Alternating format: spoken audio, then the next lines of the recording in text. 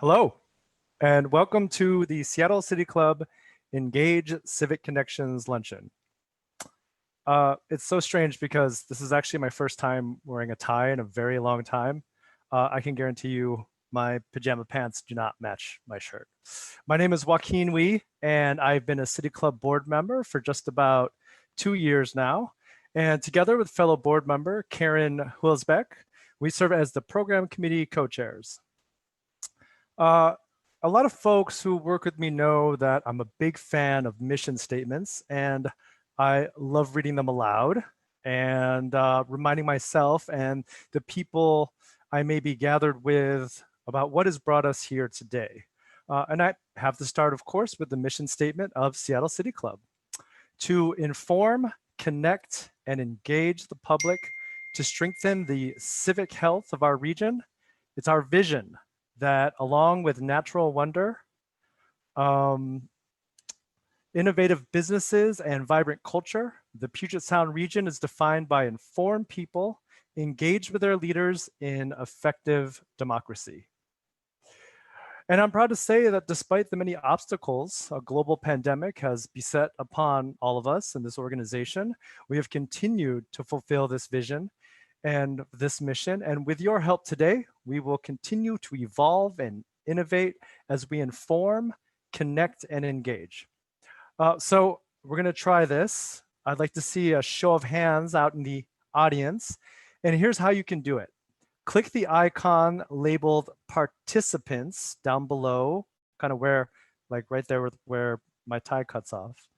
And at the bottom center of your screen, and then at the bottom window on the right-hand side of your screen, click the button labeled Raise Hand. And then please keep it raised once that happens. All right. I'm going to try that now. There you go. Raising my hand, lowering my hand, raising my hand. Okay. Ready? I hope you're ready. Here we go. Raise your hand if you've been able to attend a civic cocktail this year. I did. I watched my boss's boss, Mayor Jenny Durkin, and Not This Time founder Andre Taylor talk about how Black Lives Matter. Black Lives Matter. And again, if you raise your hand here, please keep it raised. Great. Now raise your hand if you've ever attended a civic boot camp. Not just this year, but any year. A boot camp is how I got involved with City Club. I learned all about how transit hubs have helped shape the city of Seattle, one of my most memorable experiences, and how I got more involved with City Club. Now, raise your hand if you've attended in person, keep those hands up, or watched a candidate debate sponsored by our very own Washington Debate Coalition. Please note, debates are coming soon.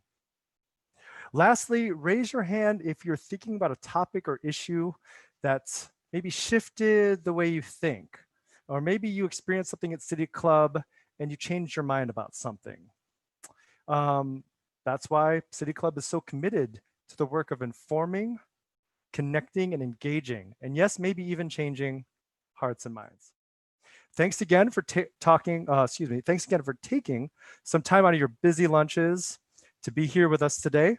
I'd like to introduce someone who has, even though she's been with City Club for a few short months, I really feel like she accomplished a whole year's worth of work. So next up, Seattle City Club Executive Director, Whitney Keys. Hey, Joaquin, thank you so much. It's great to see you. Good afternoon, everyone. Well, this past February, 2 weeks before COVID-19 hit our region, I started in this role. And at that time, we quickly lost our office space. A great deal of our funding came to a halt. And I had to quickly build rapport with a brand new team, about 25 different board members, countless community members. And it was a very challenging time for me, for Seattle City Club, and I know for so many of you as well.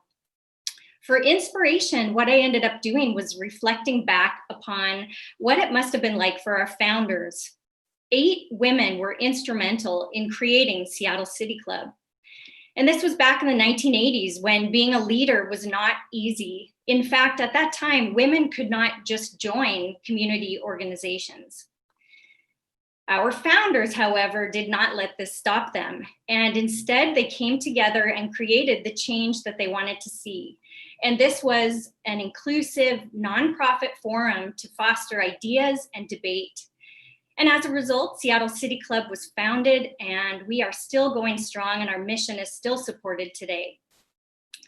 I was able to virtually meet with a few of these founders just a few weeks ago, and it was one of the highlights of my job so far. The conversations were just incredible, and their enthusiasm around volunteerism, community leadership, and civic engagement was just inspiring. So here are 3 pieces of advice that they shared with me that I want to pass along to all of you. The first is, we've got to stay informed. Whether we're talking about Black Lives Matter, public health, education system, it's really important for us to stay current and on top of these critical issues if we're to be effective volunteers and leaders in our community. Second, we need to stay focused and stay connected to each other, especially during this time of a global pandemic and a time in our society where it is just so easy to silence people's voices, to delete them, and to cancel them. We must find ways to come together, like we're doing here today during this virtual event, and we've got to listen to each other. Our founders saw the value in bringing different people with different perspectives together. And third, we have to stay engaged. To some people, this might be reaching out to an elected official to hold him accountable. To others, it might be having a conversation with a friend about an issue like affordable housing. To some people, it's sending postcards to individuals in other states to get out the vote. To some of you, it might be actually making a plan to be sure you're voting right here in our state of Washington. Today, Seattle CityClub keeps a focus on our founders' vision, and we're helping people stay informed, connected, and engaged around the civic issues that matter the most to them. Before we get started with our program, I want to take a moment to thank our annual partners and our Engage sponsors. We especially want to thank Comcast. Comcast has supported us every step of the way, and this year they have made additional investments. In fact, they helped us produce 5 different videos showcasing positive stories of people who were impacted by our program. So thank you, Comcast. I also want to thank Alaska Airlines, the Bill and Melinda Gates Foundation, Boeing, Amazon, BNSF Railway, Lane Powell, and Pemco Insurance. I now want to recognize our incredible board members and so many of our community supporters that are here with us today and continue to support our programs. And I want to thank in advance our program participants, and those people are Hanson Hosein, Christina Blocker, Ari Melber, and our very special guest, Rick Steves. Finally, I just want to personally thank all of you for taking time out of your day to join us over this lunch hour for this critical program that's focused on the election 2020 season and the future of our democracy. And I hope that you'll consider making a financial gift to us today to help ensure that we can continue producing programs like this and help us reach a broader audience and help reach people that do not always have the opportunity to become civically engaged. And now I would like to get on with our program and introduce you to our panel moderator, Hanson Hosein. Hanson and I have known each other for a while now. We met back at the University of Washington. He was the head of the Communication Leadership Master's Program, and I was teaching a course through that program. We've been connected ever since, and conversations with Hanson are riveting.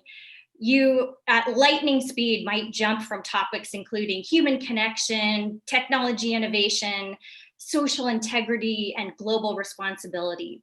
And those conversations are always sprinkled with wit and wonder. And so we knew right away that Hanson would be the perfect person to help facilitate this conversation that you're about to hear. So with that, I'm going to pass it to Hanson and let him start the program. Thank you. Thanks very much, Whitney. And I hope I don't introduce any lightning into this conversation. We've had enough shocks to the system so far. As you heard from Whitney, I've had a long-standing relationship with both Seattle CityClub and Whitney, which makes it doubly important for me to accept the offer to host this annual event. I'm actually sitting here in my empty office here at the University of Washington campus in Seattle. 13 years ago, I had to give a talk here to faculty as they were considering me for the position I held. And they asked me point blank how television was affecting the elections and expenditures. And I used to be a television reporter. And I said it wouldn't really matter because the digital revolution that was coming would upset all that. And so that's where we are today, that digital technology is something that we're considering a lot as we think about this election specifically. But I want to just lay some groundwork for the conversation that we're about to have, that we may want to blame or credit technology for a lot of things that are happening right now. But I believe they only amplify existing human forces. And so for better or for worse, it's whatever we have out there in society that technology makes better or worse. And the same applies to the pandemic. One of the people I've spoken to recently about this says that all the pandemic has also done is expose existing fissures in our society. And so that's the shock to the system we refer to in the title of this event and the conversation we're about to have it. And so this experience really says that we are all connected. And just today, Danny Westnick from the Seattle Times says democracy is running at a fever in America. Legitimacy of elections is constantly in doubt. As a result, we're in perpetual campaign fight mode. This may look backwards to you using Zoom, but it says America's ugly election on their cover issue last week. But happily for us, we have two remarkable guests to help us understand what's going on, especially in light of the impending election in November. Before we get started, I'd like to make sure you know how this is going to work, so you know how to participate in today's event. At any time during our conversation, you'll have the opportunity to submit your questions to the speakers. I saw that you were experimenting already with the Zoom interface. Just type your question or upvote questions from others by clicking the Q&A button at the bottom of your control panel, and I'll incorporate as many of those audience questions as time will allow into our conversation. So with that, I'd like to introduce our two experts who have graciously decided to join us today. Christina Blocker is an influential political consultant based right here in the Puget Sound area. Her Archway Consulting Group specializes in public relations and diversity and inclusion strategies as it focuses on the nexus of electoral policies and community building, which I love. Christina's work has bridged the divide between communities of color and political leadership. Her clients have included Climate Solutions and the Seattle Metropolitan Chamber of Commerce. I know both of those organizations really well, and a number of elected officials, especially in the South Sound. Getting to know Christina in preparation for this conversation, I also appreciate that we have similar family ties to the Caribbean. I also find comfort that I used to inhabit Ari Melber's world, although he may have still been in high school in Seattle when I was at MSNBC in New York when it was founded. But what a powerful voice he has deployed as MSNBC's chief legal correspondent and Emmy Award-winning host of The Beat with Ari Melber. Ari's Beat is law and justice, supported by his time as a First Amendment lawyer. He also covered the Obama campaign, worked on the John Kerry one, and once worked as a legislative aide to Washington State Senator Maria Cantwell. Ari is clearly lauded for his interview skills, and I hope he doesn't turn the tables on me. So Christina and Ari, thanks for participating in this important conversation today. Great to be with you and everybody. All yes, right. Thank you so much, Hanson. I thought we'll start local first. So Christina, we'll keep you up on the camera. Our mandate today is to discuss democracy's new normal at both the local and national level. I'm beginning to wonder if we're ever going to see normal again. Christina, what strikes you as unique about this November and the election from the work that you're presently doing?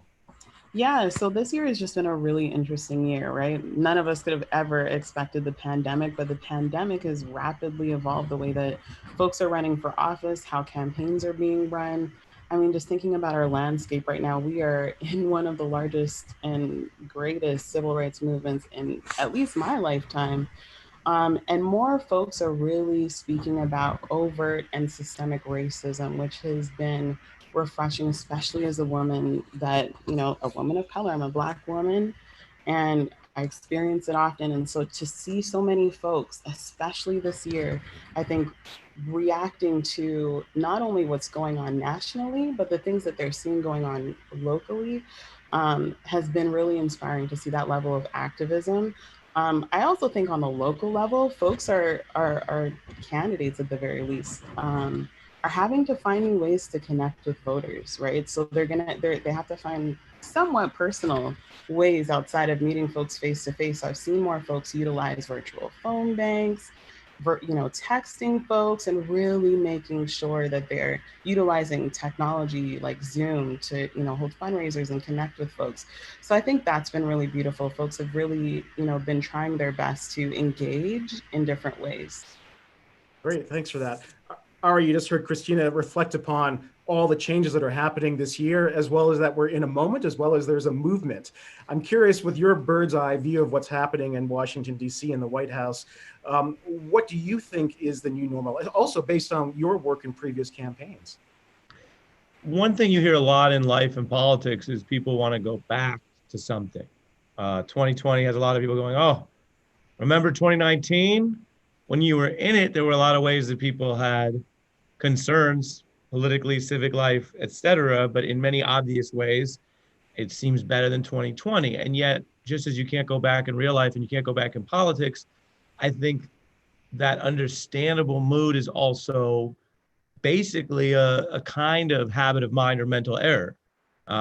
Following and covering and in these protests and interviewing people and engaging with it, it's all about going forward. It's all about taking this moment, as hard as it is and as overdue as the reckoning may be, and saying, okay, but here we are now. What do we do tomorrow? What do we do next year?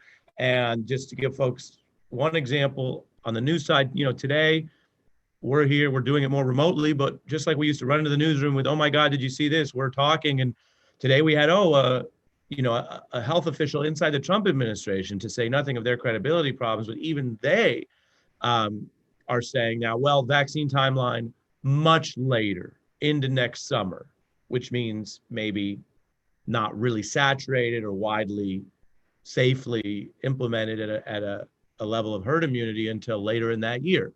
So all of 21 might look more like this than 19. And then we go on to 22. So whether it's political and civic dialogue or literally getting through this pandemic, we have to be really adaptive because we've got a long time to go. And I don't think it's about going backwards. Yeah, thank you for that reflection, Ari. It is definitely a shock to the system. Christina, as we were listening to Ari speak, I'm curious, obviously he's got that national perspective. How much does the moment that's happening at that level percolate down to what we're seeing here in the Pacific Northwest? Is it a reflection, or is there something specifically different around what we have here from political culture that may reflect back differently? I think it's a little bit of both, right? I think just looking at our primary election, we had one of the highest voter turnouts that we've ever seen in, I'd say, more than half a century. So like that was beautiful to see more folks turn out. But then at the same time, as we think about what this November election is going to look like, we saw a lot of folks, the turnout that we expected, especially in certain areas, looked a little bit differently, right? We saw groups, Republican-leaning groups, turn out in ways that we hadn't seen before. So I definitely say like that was something that was different that we saw for this cycle. But I think what's been beautiful is, as a reflection of what's really going on, the activism and the years of heavy lifting communities that have been typically underserved have been doing. I think this year, at least in Washington State, I'm so glad to see that there's so many folks of color, especially women of color, running for office, especially in communities that have been underrepresented. So folks like Tawana Nobles running for Senate, and then Marilyn Strickland running for Congress. So that's really been exciting. But I think one thing we have to really think about is, I mean, we saw it in 2016, and I'm sure we're going to continue to see it now, is just making sure that that fears of xenophobia from different parts of the United States and within our own state don't continue to be our national narrative, right? Conversations that are overtly racist don't continue to impact the policies that we have that impact communities. And so I think that's what has distinguished us in the past, but I think it's something that we want to make sure that we can continue going into this 2020 November general election. Ari, I'm curious, based on what Christina is saying, that there's a higher turnout, a lot more activism. Obviously, there's a politically charged and racially charged conversation going on. everybody says this election year matters more than anything else in the history of the country, and you've been through enough election cycles to hear that.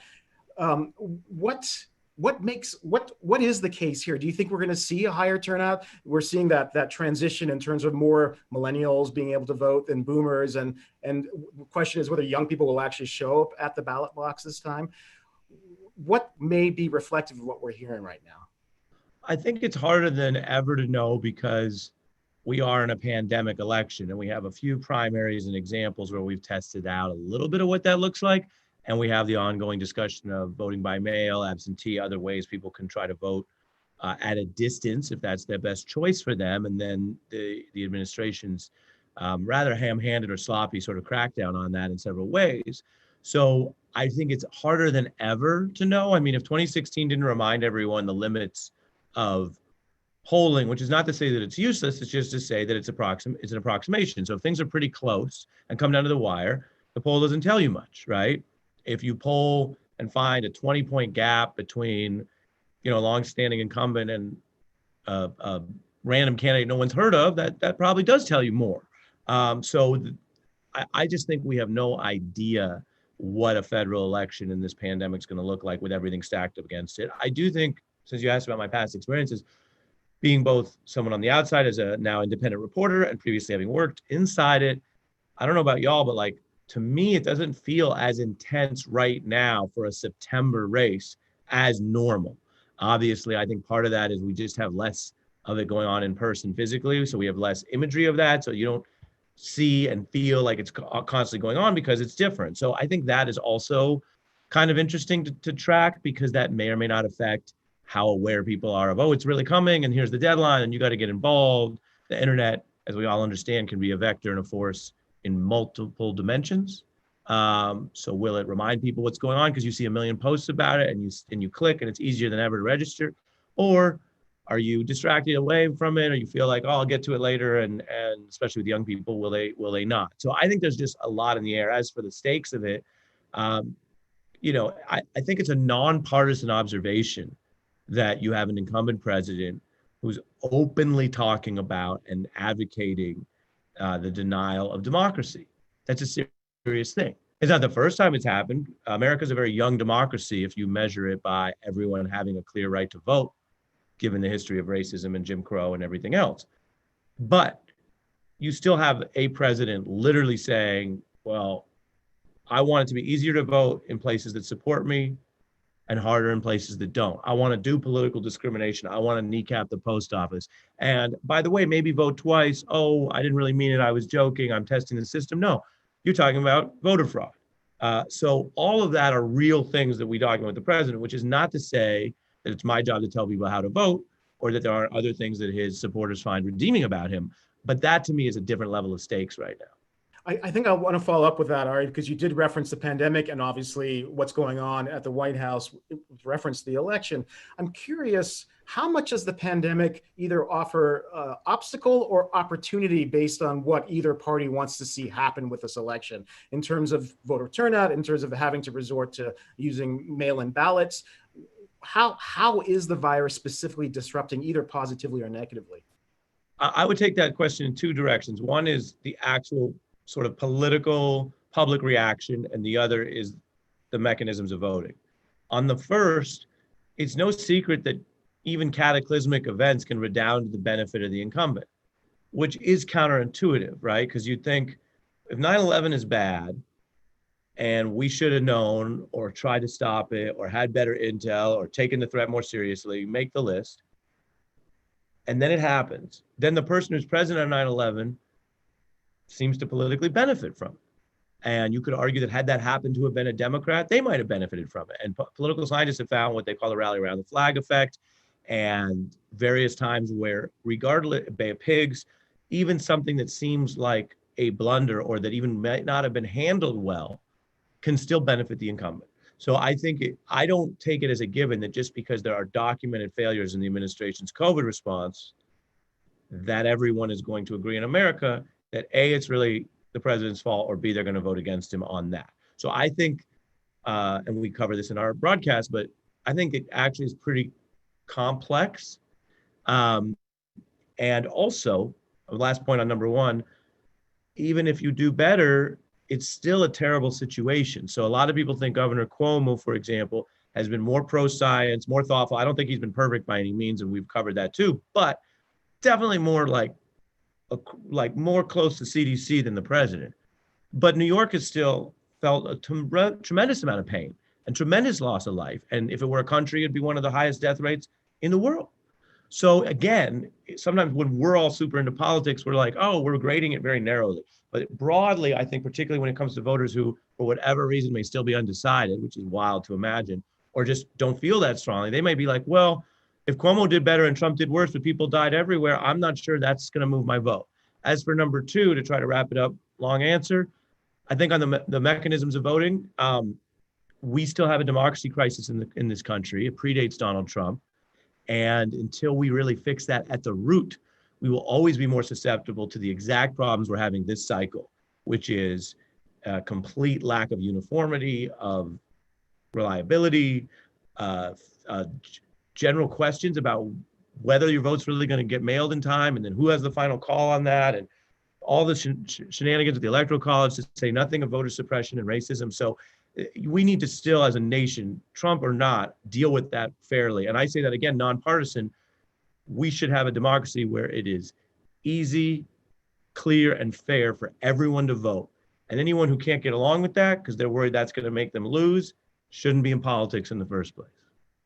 Thanks. Christina, I'm sure you can reflect generally upon this concept of the concern around voter suppression and showing up to the ballot box, as well as the element of racism. However, I'm also curious whether we have these challenges at that level in Washington State, given our ballot system, which seems to work pretty well. So as you consider the pandemic, either from a voter issue or from a voter turnout point of view, how does that reflect upon what's going on in our state? Yeah, and that's a really interesting question, right? I think the pandemic has, if anything, highlighted issues that communities continue to face, right? Unemployment, systemic racism, economic crisis, right? And I think one of the challenges, especially when it comes to voter turnout, I see it here in the Puget Sound area, folks are there hasn't been enough outreach to voters, especially folks that are called at times low propensity voters, but there hasn't been enough outreach to, one, make sure that voters are really understanding of what the process looks like to vote. Washington has done a great job of removing barriers, such as ensuring that folks that have been formerly incarcerated have the ability to vote. But I talk to folks in community, and a lot of folks still don't know about that, right? We still see folks that do not translate their campaign materials, right? And that continues to exclude folks. And who we think about and who we think lives in Washington and who we think matters when it comes to reaching out to them, for campaigns. And so I think those issues start to play out when we start looking at the policies that we have, right? And so that continues to build distress, right? Because if we're not reaching out to voters in an equitable way, if we're not honing in on all of our communities are doing a thorough job of making sure we're connecting with folks, we see that homogeneousness within policy, right? And then that continues to build the distrust and continues to have folks where we see it on the national level, where we're seeing folks that rally around personalities as opposed to really drilling in on, here are the really specific issues that we need to tackle. And based on what we know and what Ari referenced in terms of, we think there's not going to be a vaccine until next year at the earliest. And obviously, I've spoken to experts on this, that the pandemic will continue to flare up over the fall and winter. So we're not really out of the woods till next summer at the earliest. What do you believe the pandemic will have impact-wise, specifically on Washington State during the election? It's interesting. I think we're going to see a few things, right? We're going to continue to see folks that are going to turn out just like they did in the primary. I think the biggest challenges, going back to what Ari says, is the uncertainty of it, right? I think when we looked at our primary election and we saw those results, we were shocked at how certain things fell, right? And so I think thinking about the impacts of COVID, thinking about the upcoming policies that will come out of it, I think there's good things in terms of policy that will happen, right? There's been a lot of requests for reformation around certain issues, but I think we do really need to hone in on making sure we're doing a better job of informing voters about the process, right? Again, Washington State has done a great job of making sure that folks could mail in their ballots, but a lot of folks don't know that they don't need the stamps, right? So like, how are we making sure that this is equitable? We're making a lot of really good policies, but we may not be doing the best job of communicating those policies, which can continue to exclude folks. And so those impacts could challenge our upcoming election. And going back to what Ari said, the fact that there isn't a whole bunch of buzz about this upcoming election is also a little bit concerning. So yeah, that's a really surprising revelation, and I thank you for reflecting upon that. We're actually getting questions from people already. So Ari, I'm going to turn this one to you, and it's from Alma. Why is there so little mention in the national media about what's happening in the ICE detention centers? I think there's something that came out yesterday, but I'm curious this person wants to know, what would it take to elevate that particular issue as we have this conversation leading up to the election? Well, media questions are always funny because it's which media are we talking about? Speaking for The Beat, which airs at 3 p.m. Pacific for anyone in Seattle. In all seriousness, we covered last night on the program whistleblower accounts of what were described as excessive or potentially unnecessarily mandated hysterectomies and other problems in the healthcare, particularly of women in certain ICE detention facilities at a time when they're not even getting COVID tests. So the whole thing was, so we covered that last night. I think the questioner is importantly raising the fact that perhaps in some of the press, it's not coming up. I will say that Speaker Pelosi and Senator Schumer both called for an investigation of that and sort of jumped on that particular issue. More broadly, if the question is also about ICE in general, I mean, I return to some of the systemic part, which is what you're trained to think about, especially legally, is the facility where those procedures are being allegedly mandated isn't even under the full control of the US government. It's run by something called LaSalle Corporation, which does detention in prisons. And we have to be informed as a society about who's doing what and who's in control. So there's first, what kind of policies do you want? And then there's who do you want them to carry it out? And I see a connective tissue even from what's going on with private for-profit prisons to what's going on with these wildfires. In both cases, you have a storyline about, well, companies are great, capitalism's great, corporations save money, they're efficient, privatize. And then the question is, even in the short run, if it may be true that a corporation cuts the budget, right, for the DHS or for whatever, in the long run, where do those costs go and who's paying them? Because a lot of corporations that have contributed to global warming, which makes the fires more likely and more deadly, they're over there. They're not paying the firefighters, right? They're certainly not risking their lives to fight the fire. Or this private prison company, which again, on paper may at some point be something that gets a government bid contract, whether that's locally in Washington State or federally. Is it really who you want to be the last call on this detention when there's human rights and other aspects to it? So I think it's something to cover, and we cover it not only for the scandal or what's happening, but really, wait, is this who you want in charge? Because as far as I could tell, if a company is responsible for something, it should at least pay the costs. And on global warming, the costs are severe. The tab is going up. Yeah, thanks for connecting all the dots there, Ari. And I did see the whistleblower story come up on Twitter last night, so it's great that you were able to cover it. And I think that's what the question is referring to, that to see more media response, and clearly you're paying attention to it. A question. Connect the Dots, also a great song by Meek Mill. So thanks. A question for you, Christina, and this is from Amy. How can engaged people in Washington State help with voter turnout in battleground states when they're not able to actually physically travel there to canvass? Yeah, that's a great question. And so, a lot of the campaigns, I always tell folks, sign up, go to those candidates' websites, and oftentimes their campaign managers will reach out or they'll send you an email and give you opportunities where you can do virtual phone banking or phone banking. And you'll have the script in front of you. And so, you'll be able to connect with voters that way. And a lot of times, campaigns do text banking as well. And text banking is, sending text to several voters, telling folks and educating folks about the candidate. And so I would say go to those campaign websites, especially in the states that you're wanting to participate in. Go to the candidates' websites, sign up as a supporter. Also, give a donation, no matter how small it is. Give, because that is a lifeblood of campaigns, right? And so, but aside from that, sign up with the campaign, and oftentimes they'll reach out to you and give you a series of options to get engaged. Especially with it being COVID, they will have virtual options for you to be able to participate in. That's great. Great advice. Thank you. Another question, and this one for you, Ari, I think you might both be able to respond to, and it's from Stephanie. And this actually reflects upon my own thoughts about everybody says that pretty much everybody's decided already. So nothing's going to really move the needle on this election. And the question is, given that from Stephanie, given that there are no undecided voters in the election, and in brackets, I don't think that's a controversial statement, what are the decisive factors in this election? So I think we should respond, first of all, Ari, to whether that's true, whether people have pretty much made up their mind or there's still some room for movement in the polls. Well, there's polls and then there's your personal experience.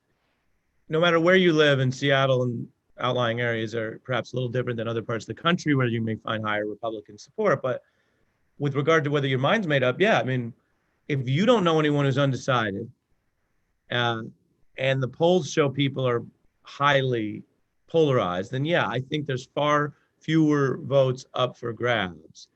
And that's an understandable thing given who's president and what's been going on.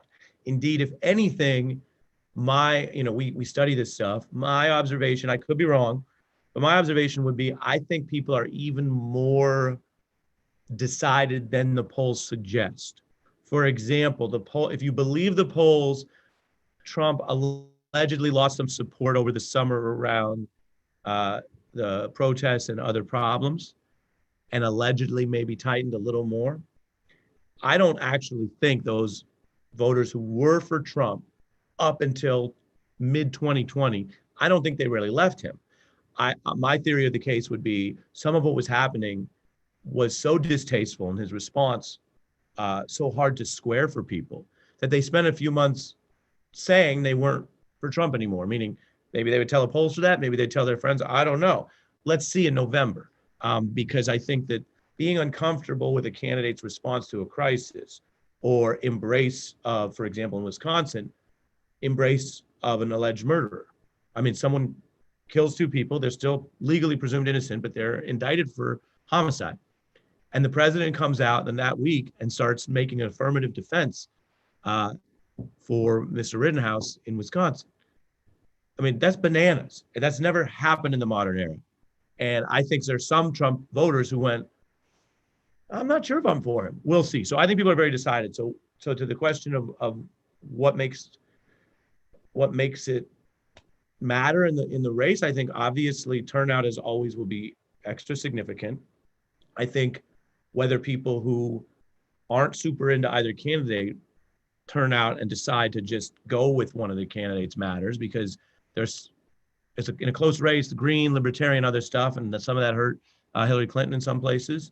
And then the cheating matters. As I mentioned earlier, the president is openly trying to cheat and rig the election. So that may also affect turnout. And I don't think the press, in the same way that some of what Donald Trump did was initially harder for the press to deal with because it wasn't accustomed to it, I don't know that the political press is accustomed to covering a rigged game, which is different than just saying, oh, which team is throwing better today? Oh, but that referee over there was paid off. Do we want to talk about that? Are we going to pretend that's not happening? And that is a challenge. What do you think, Christina? Is it pretty much a done deal? And you could either answer from your own personal or professional opinion, or reflect upon it based on what may be going on in Washington State when it comes to voters' minds being made up. Um, I wouldn't say it's a done deal, but I think it's many sides. It's complex, right? It's igniting the folks that are like, I don't know if I'm as excited about voting for Biden and Harris. And then it's also the folks that were maybe moderate Republicans and them being so dissatisfied with Trump, realizing we can't continue to co-sign his actions, right? And it's that middle groundness, right? And is there enough, is this election enough to ignite those folks that are right in the middle, right? That are they passionate enough to really look 10 years out and think about what does it mean when we have 4 more years of Trump, right? What does that mean for our Supreme Court justices, right? What does that mean for policy? How far backwards will our country be, right? And what will that mean for the next generation of children that are growing up with COVID and the impacts of that, right? And so I think not enough conversation has gone to, like, there's been a lot of conversation about the impacts of him being reelected for this year and the next few years, but I think more conversation should go to what does this look like in the greater scheme, right? Within the longer term landscape, what does this mean for our kids? What does this mean for our communities? What does this mean for economic stability for the country? And so I think those conversations, I think had they happened earlier, it might have helped to ignite more folks. But I personally, I think there's still room, but we are just on a very short timeline. That's a great perspective, and it actually makes me think about what is the long-term horizon after this election. Ari, what will be the legacy of November 2020, whether it's the day after, if there's no concession, to what will historians say when they look back on this particular election cycle? I don't know what historians will say. I think that we already were moving away from election day to election weeks, given how it's easier to vote. And so we use antiquated models because that's what we're accustomed to. We still ramp up to election day and then have this big evening culturally and media-wise where it's that night, and then we want to know that night. But we've been moving away from that in the way we vote for a while. And voting experts tend to say it's a good thing because early voting, absentee voting, and mail-in voting, and Washington State being obviously a leader in this, all increased in participation in enfranchisement. So that's a good thing if you want people to vote. But then there's just, what are we going to do with this multi-week election? And in the midterms, for example, when it was all counted by about a week plus later in 2018, the blue wave was one of the largest mandates for an opposing party in the last 40 years. And it was 35 plus seats, and it was the most diverse Congress ever elected. And one reason that was quite misunderstood for a period of time, with people on TV on election night redoing the 2016 mistakes and saying, oh, who knows, and closer than they thought, and not a blue wave, was partly because they just didn't wait for a lot of the House races to come in, some of which were because of mail-in voting, some of which were in California. So even before you get to who wins, which obviously is what people are most interested in, I don't have a prediction on that, I don't know. I just think we're moving towards a different style of election. I think that's broadly positive for democracy. I think we have to be patient. I think we have to remind everyone to vote, remind everyone to participate, and then remind everyone not to panic if there's no result the next morning, because it may take time to count all the votes. And then with regard to what's on the line, it's possible that the period we're in right now will be the look back on as the good, calm time, because a second term with President Trump and Attorney General Barr, according to many critics and many observers, would be an even more severe escalation of the very things that so many people are concerned about. It's possible, I suppose, that Trump could be reelected and turn a corner, because anything's possible. It's also possible he could lose and go away quietly because it was all bluster, or he could lose and make it a big clash, or Biden could win decisively. So I'll close by saying, more so than other years, it's not even just a situation where it's who won and that means everything. It's who wins, how long does that take, is that legally accepted or fought, and can we as a nation move through that, or is there a wider effort to delegitimize, or even worse, promote unrest? So yeah, it's buckle up.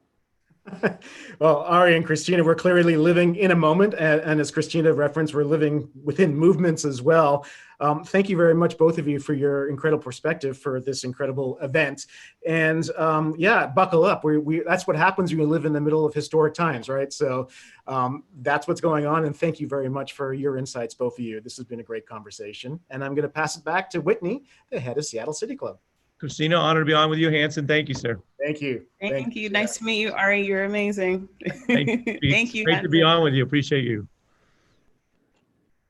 Hanson, Ari, Christina, thank you so much. That was an incredible discussion. And I'm just left realizing how important different policies, different processes, different people are, and the impact that they are going to have in our election season. So very grateful to have all three of you as our speakers today. I want to now, I have actually the great pleasure of introducing our special guest, Rick Steves, and he's going to be our final speaker. While most of us know him as America's authority and author on European travel, Rick is also a passionate advocate when it comes to civic engagement. And according to Rick, experiencing other cultures as well as learning about their history, especially European history, is critical to preserving our democracy. So with that, I would like to again introduce Rick Steves. Thank you, Whitney. And boy, just listening to that conversation there reminded me of the value of the Seattle City Club. It was just a fascinating conversation. And I was thinking about how the mission of Seattle City Club kind of mirrors my mission as a travel teacher and a travel writer.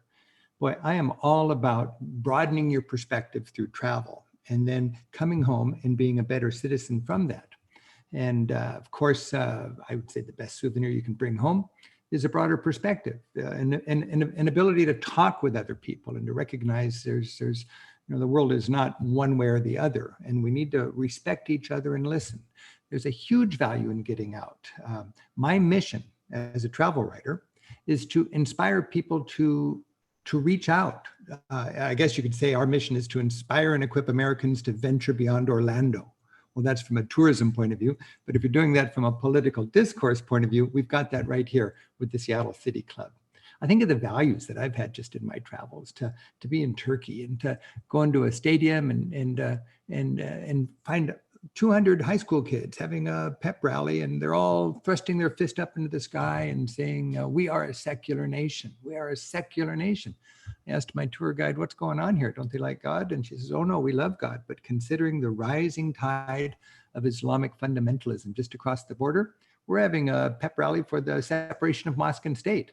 Wow, a high school stadium in Turkey filled with kids having a pep rally for pluralism. I never realized that was a struggle in that corner of Islam. And when I travel, I gain an empathy for that. Just like when we tune into Seattle City Club or Civic Cocktail and share these ideas. On that same trip, we went to a little village with my tour group, and we were the first Americans they had ever met. And we came into that corner, and the village took us to the workshop of the wood carver. He was the most proud man in the village. Everybody wanted a prayer niche that he carved. And we gathered around his desk, and we watched his work. He was proud. And suddenly, he held his chisel high into the sky, and he said, "A man and his chisel, the greatest factory on earth." For me, as an American, so addicted to productivity and modern, lifestyles, to see a medieval wood carver, puffed up and proud with the adoration of his community, doing his work, it was such a beautiful experience. I wanted to buy a piece of his art, and he said, "No, for a man my age to know that some of my art will go back to the United States of America and be appreciated, that's payment enough. Here, take this as a gift from me. And when you go home, remember you have a friend in Turkey." When we reach out, whether it's through discourse like Seattle City Club, or if we're actually traveling, we become more friends with the other 96% of humanity. We get beyond our borders, and we realize we can celebrate the differences. Of course, my beat in my teaching is Europe, and I love to take my groups to little simple slices of life and appreciate different values.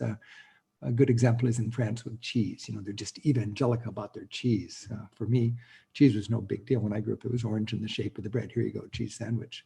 But when you go to a cheese shop, they're just, it's a festival of mold. And And I'll just never forget going in there and realizing, wow, a lot of people spend a lot of money on cheese. And I can come home and ignore that and go back to my square orange cheese, or I can embrace that and make my world bigger. So this is exciting to me. This really is exciting to me, that when we reach out, whether through discourse promoted by Seattle City Club or by actually traveling, we have the same mission to get comfortable with our world and to come home and exercise that broader perspective and be better citizens.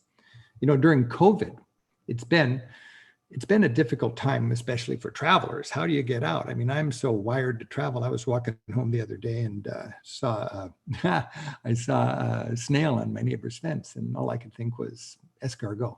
I need to travel. But what I've been doing this last couple of months is employing my traveler's mindset right here at home. And employing my mindset at home, I'm realizing that we can be positive, we can be curious, we can get out of our comfort zone, we can celebrate diversity. That's what Seattle City Club does. It helps us travel even if we're staying home, and that's something worth supporting.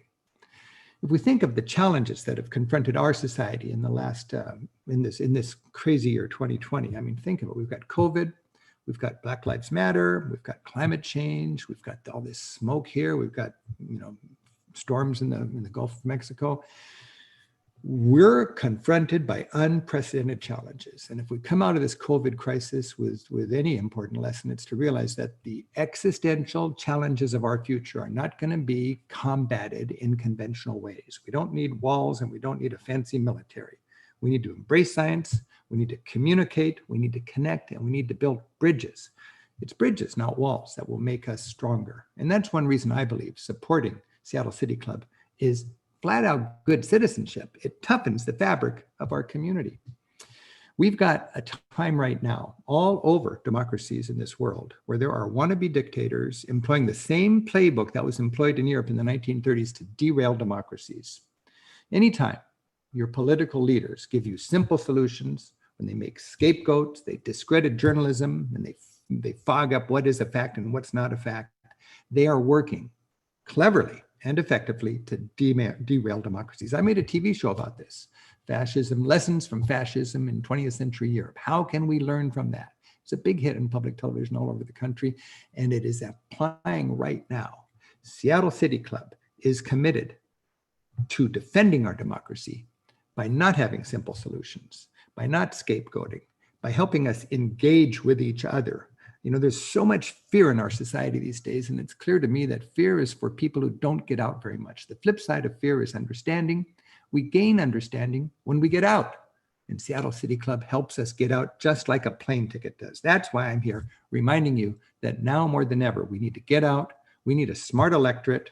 We need to recognize that we're at a crossroads in our democracy right now, and history is speaking to us. We need to commit ourselves to a smart electorate. And that really is a matter of supporting organizations like Seattle City Club. Seattle City Club, just like I'm a big fan of public television, I'm a big fan of travel, and I'm a big fan of the mission of Seattle City Club, because this is an organization that assumes an attention span, that respects our intelligence, and that brings us information designed not to turn us into mindless producer consumers, but it's designed to inspire us to reach out and engage life and celebrate all its diversity. This is so great. The value of the Seattle City Club to our community and to our democracy is clear. For 40 years, this has been a forum for discussion and for reaching out, for sharing perspectives, from learning from each other. And that's what we're celebrating right now. We've enjoyed that with this conversation that's just been going on. Thanks to everybody who makes this an important part of the fabric of our community here in Seattle. And Whitney, back to you. Rick, thank you so much. I'm so inspired by the work that you're doing. And as a little girl, my family picked up one of your books many, many decades ago, and I had the opportunity to go out of this country for the first time. So I really appreciate your work and reminding us that having a broader perspective is critical to our democracy. So everyone, I know we're almost at the end of our program. Just bear with me for a couple more minutes. I really want to wrap up and just thank again everyone who made this successful, our sponsors, our board members, but really my team. I have an incredible team of people that have been working so hard to put all this together for you. So thank you, City Club team. And I have deep gratitude for all of you for taking time out of your day today to be with us for this important program and to support our mission.